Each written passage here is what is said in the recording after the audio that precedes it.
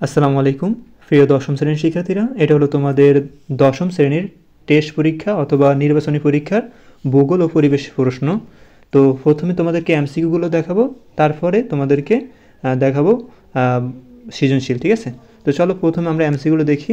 তো এখানে দেখো 1 নম্বর এমসিকিউ কী কী আছে তা তোমরা দেখে নাও।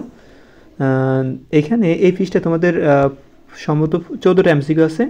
তো দেখো এখানে তোমরা এই 14টা এমসিকিউ দেখে নাও এক নজরে। 1 2 3 4, তারপর 5 6, এই 7, তারপরে 8, তারপরে এখানে 9 নাম্বার। এগুলো তোমরা লেকচার গাইডে পেয়ে যাবা। ঠিক আছে, এমসিগুলো তোমরা লেকচার গাইডে পেয়ে যাবা, অধ্যায়ভিত্তিক টোগেলে তোমরা পাবা। ঠিক আছে, তো এখানে 11 12 13 এই 14। প্রিয় শিক্ষার্থীরা, তোমরা কোন জায়গা থেকে আমার এই ভিডিও দেখছো তা কমেন্ট করে কিন্তু জানাতে ভুলবে না। ঠিক আছে, তো এখানে এই পৃষ্ঠায় তোমাদের 14টা এমসিকিউ আছে। ঠিক আছে, তারপরে পৃষ্ঠায় আমরা চলে যাই। তারপরে হলো এখানে থেকে 15 থেকে শুরু। 1950 সালে আসামে ভূমিকম্পের কারণ কোনটি?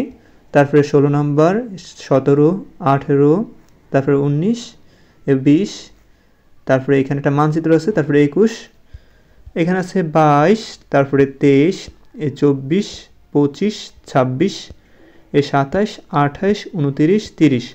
এই হলো তোমাদের এমসিকিউ। তারপরে এখন দেখাবো তোমাদেরকে সৃজনশীল। ঠিক আছে, এক নজরে দেখে নাও। এলো এখানে এই 30টা এমসিকিউ। ঠিক আছে, এবার আসো আমরা তোমাদের সৃজনশীল প্রশ্নগুলো দেখাবো। এলো সৃজনশীল প্রশ্ন। এখানে তোমাদের সংক্ষিপ্ত থাকবে 15টার ভিতরে তোমরা 10টা প্রশ্ন উত্তর দিতে হবে তোমাদের। আর তারপরে এখানে সৃজনশীলগুলো আছে।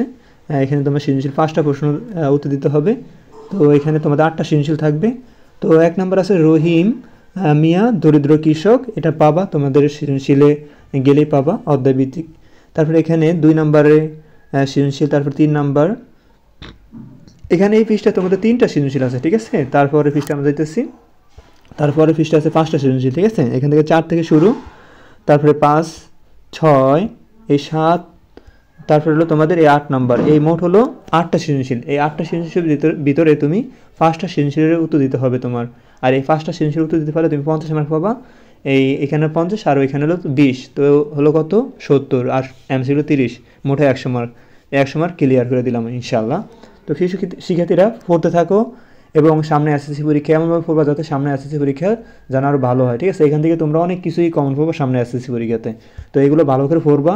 ঠিক আছে, আবার কেন নকল টকল নিও না এগুলো। ঠিক আছে, এগুলো ভালো করে পড়লে তোমারই প্রিপারেশন ভালো হবে।